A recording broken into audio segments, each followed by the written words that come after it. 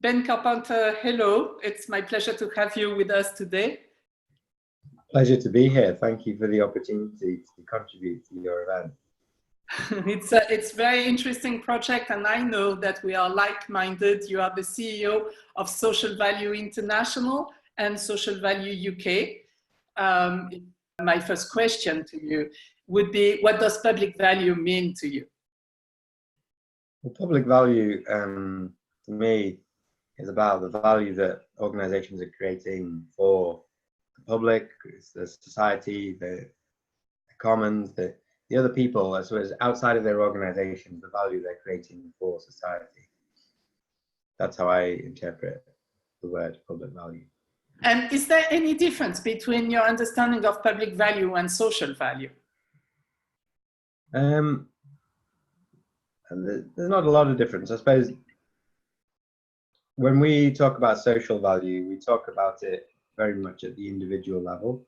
So it's about changes in people's lives, first and foremost. It's about how they experience changes. And when we talk about social value, it's the value that they place on those changes. And those changes, for us, need to be about changes in well-being.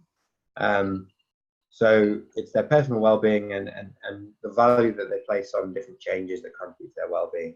And value can be relative importance, not always a monetary value. So social value to us is, I suppose, more at the individual level. But you can sort of roll that up and sort of say that's society as well. Whereas public value seems to be going out of quite a broad value created for a group of people. Right. You actually developed quite quickly. When we talked, you told me, particularly in the UK, but you are an international network as well. And you're known for the principles of social value. Can you tell us a little bit more about what these principles are? Yeah, well, the principles of social value are really accounting and reporting principles. So that's the angle we're coming at this from. We are a network of practitioners that want to get better at accounting for social value. The movement, began, well, probably about 20 years ago, but our organization was formed in 2007. And we decided to bring together a network of practitioners to develop better ways of accounting for value. Some of those initial thought leaders were coming from an accountancy background, where financial accounting has evolved over 400 years to and emerged into the system where internationally we are able to account for financial value in a very consistent way. Now that's good, but we realize that value in today's society needs to go beyond finance, beyond cost and price. And so we need to broaden our definition of value so that it includes social value and environmental value. And so the practitioners were coming together to draw on the techniques of financial accounting, but also blend those with more sort of social sciences, evaluation, monitoring and evaluation, sustainability accounting. So our practitioners are a real mix of professionals who want to share the best of their disciplines, if you like, to develop a different way of accounting.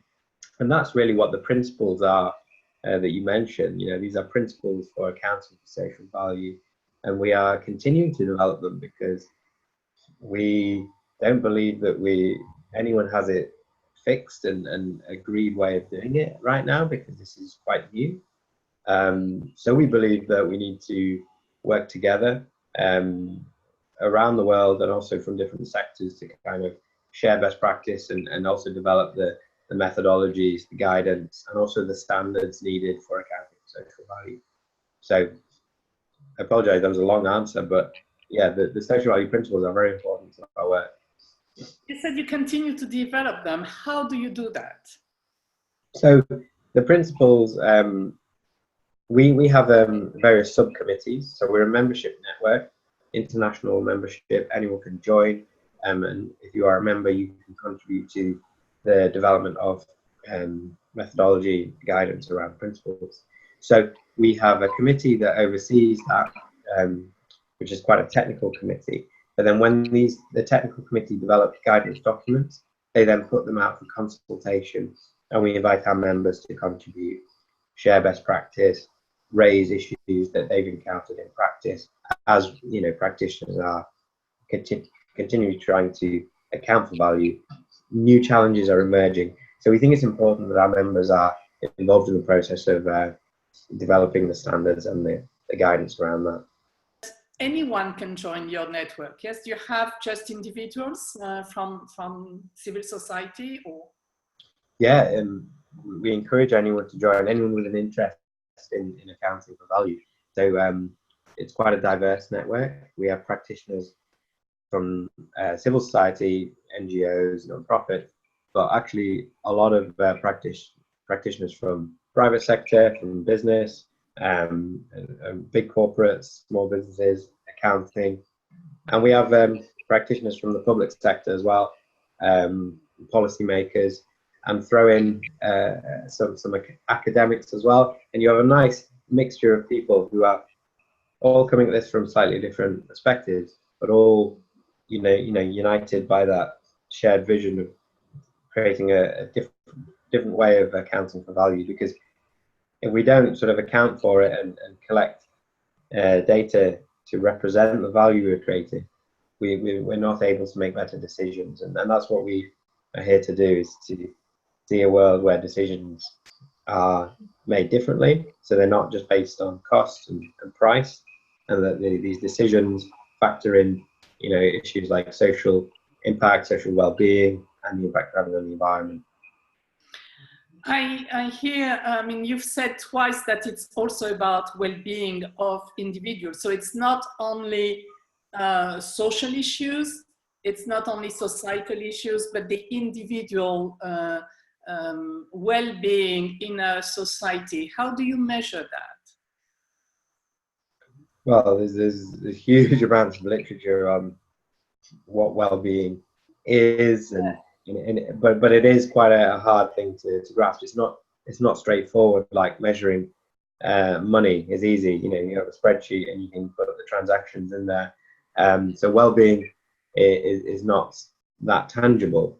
Nevertheless, there are still many approaches and techniques that can be applied to measure well-being. Most of them, well, all of them should involve speaking to people, and well-being is subjective in many ways, and that's why I think people find it a little bit daunting in terms of measurement. Just as value is subjective, and it's quite a hard thing to capture. Nevertheless, we think it's really important, because if we don't at least try, then we won't be able to improve well-being. And there are lots of techniques out there for measuring well-being, and they involve speaking to people and asking them how they feel and things like that. Yeah, dialogue is always here. Well, yeah, so getting back to the principles, principle number one for us is involve stakeholders in the process. And by stakeholders, we actually mean people, not just organizations. So if you're trying to account for the social value that you've created in someone's life, principle number one is involve them in the process of understanding that. So ask them to tell you what has changed in their lives, what aspect of well-being is it that's changed for them, and crucially, what is most important to them, because we're all experiencing a range of different changes in our lives all the time, and some of those changes are important, some of them are not important. So really what we're hoping for is that stakeholders are given a voice, or their voice is amplified to be able to say, you know what, this is changing my life and this is the most important thing to me. And it's about capturing that sort of information, which enables us to make better decisions. Yeah, what I find quite fascinating is the perspective, yes, the movement, and you allowing, I mean, society is allowing these values to grow and to change and to develop. And so the measurement of these values should also be dynamic. So that, I understand, creates an additional layer of complexity. Yeah, I think that's a good observation, because when it comes to measurement, people tend to want something simple, and they tend to want something standardized that we can all do, and it's simple. It's a shortcut. What can we do? But actually, we don't advocate for one like universal measure, and really what we are advocating for is a universal approach to the measurement, not sort of a one metric that everyone can use, but a single approach which is based on principles, shared principles that everyone can do and understand, to give some confidence in the process of how that information has been collected. Because if we say that this one metric is what everyone should use, it might be good for that organization, but not so good for that organization. So really the metrics and the kind of survey instruments, if you like, need to be designed appropriately according to the context of the organization and also what purpose the information is serving. Because somebody who's trying to make a decision about a public policy will need levels of rigor and precision which are quite high. Or somebody who is working for a small business or non-profit who's trying to innovate and change their service can get away with data that is a lower level of rigor, but it might still be suitable for that purpose. So one of some of the challenges that we have around measurement is how precise do you need to be? Do we all need to use the same tools? And we say no, actually, if we're thinking about this sensibly, each organization that's trying to account for value needs to set the detail themselves, but what we can all subscribe to is a shared principle-based approach, which is actually how financial accounting works. Financial accounting is based on a set of shared principles as opposed to a universal way of measuring financial value. Right, because these principles are also cultural. They must depend, and they actually depend on the local cultures from one continent to another. So like measuring well-being in the UK might be very different to measuring it in Italy or Zimbabwe or Peru or China. You know, there's cultural differences all around the world which need to be considered. And that's why, yeah, sort of universal metrics like that can struggle. Yeah. What's the role of the environment and the well-being of the environment in this approach? Right, so the environment contributes to individuals' well-being. So we take a fairly anthropocentric approach in that we always look at how changes in the environment lead to changes in people's lives. And that's how we can account for it, because our accounting approach is about involving stakeholders, i.e. people, in understanding the impacts on their lives. So if it's climate change that's happening, then how does that manifest in terms of changes to the people's lives?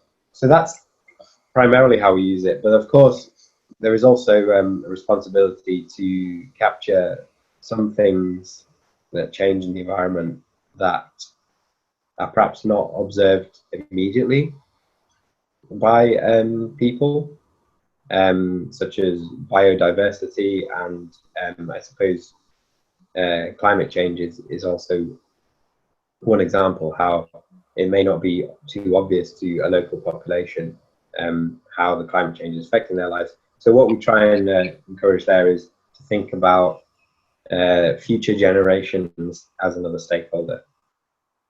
Can we consider that the 17 UN Sustainable Development Goals are a good framework to grow social value?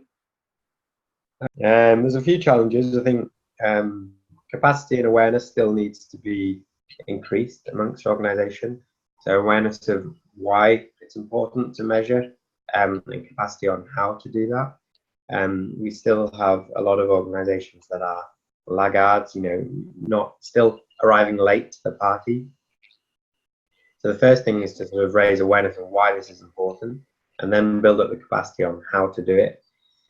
And then I think another challenge is making sure that people develop their social impact accounting and their understanding of social value in a way that's comparable and consistent with other approaches.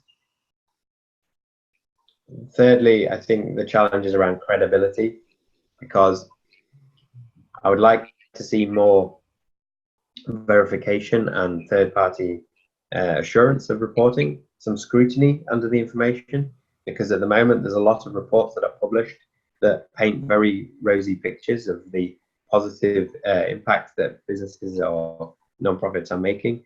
And I feel like without some confidence in the approach and whether the accounting has taken into consideration potential negatives, then everything is just positive, and we will have a bit like greenwashing, some impact washing, and it will become meaningless. And I feel that people won't make any decisions based on this information. Yeah, that's really key. I see that you are cooperating quite a lot with the OECD. What do you think the role of the regulators should be? Yeah, we are delighted to be doing a piece of work with the OECD through the Impact Management Project. If anyone's not heard of that, you should definitely go check it out. Just Google Impact Management Project. There's a lot of big organizations part of that project and us. And we're very excited because bigger institutions like the OECD, like the UNDP, the Global Impact Investing Network, and so forth, all coming together to try and standardize this sort of accounting for impact and this impact management approach. And I think the OECD, just like any public policy institution and regulator, has a very important role, because ultimately this will need to be driven by some stronger regulation. Whilst we have some organizations doing some excellent work around social value and impact and accounting, a lot of it is voluntary, and so they are pioneers and they are ahead of the field. But actually, to drive this in a mainstream way, we really need regulation that supports that. And in the UK, we are quite fortunate because we do have a piece of legislation called the Social Value Act, which really relates to public sector procurement and commissioning to consider social value. So it is a positive first step.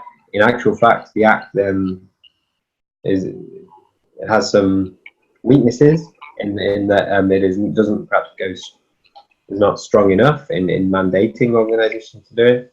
But there's also other positive developments in other countries. The EU, for example, as well, have got the non-financial reporting directive, which is also a positive step. So I think all around the world, public policymakers and regulators are beginning to think we need to introduce this now if we're to see organisations really take this seriously.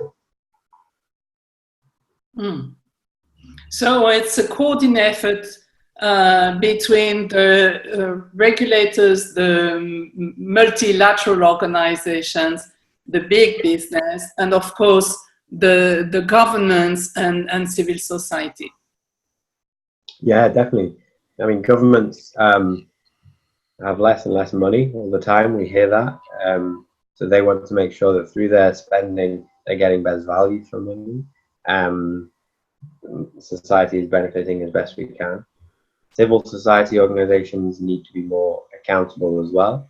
They need to make sure that with the resources they have, they are maximizing the impact they're having with their beneficiaries, the public benefit.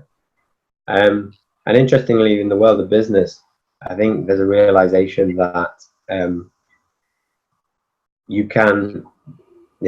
there's a realization that to be more successful financially as a business, you actually need to be behaving more responsibly to people and the planet. So there is a strong evidence to suggest that businesses that are treating people well, whether that's employees or customers or other people in their communities, will actually operate better and be more successful in the long term. So that's a really interesting development for the private sector, I think. Yeah, but yet, depending on data, but it's still approximately 10% of the big corporations that think alike. And contribute to what they call the triple bottom line and measure the social impact and the environmental impact in addition to growth, that leaves us approximately 90% of big corporations that do not think like that and consider to be profit driven. So what should be our advocacy to make sure that we make visible progress here?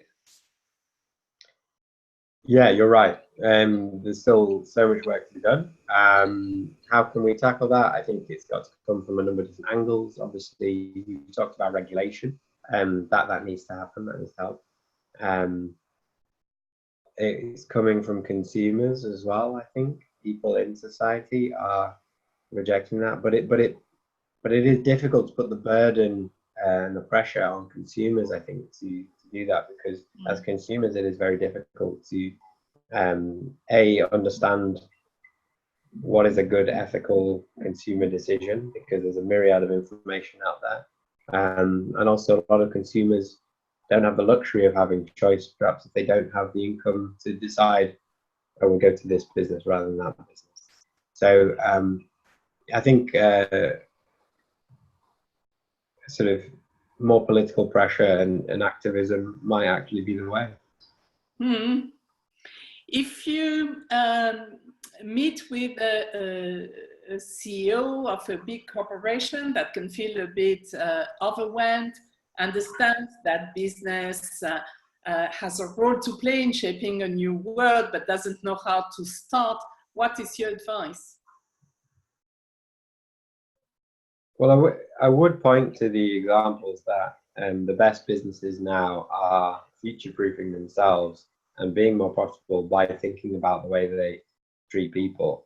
And all the conversations I've had with businesses, they seem to get that. They can see quite clearly that treating employees well might cost a little bit more, but actually it leads to more loyalty from employees, greater performance, less turnover of staff. So that's quite an easy thing for businesses to understand.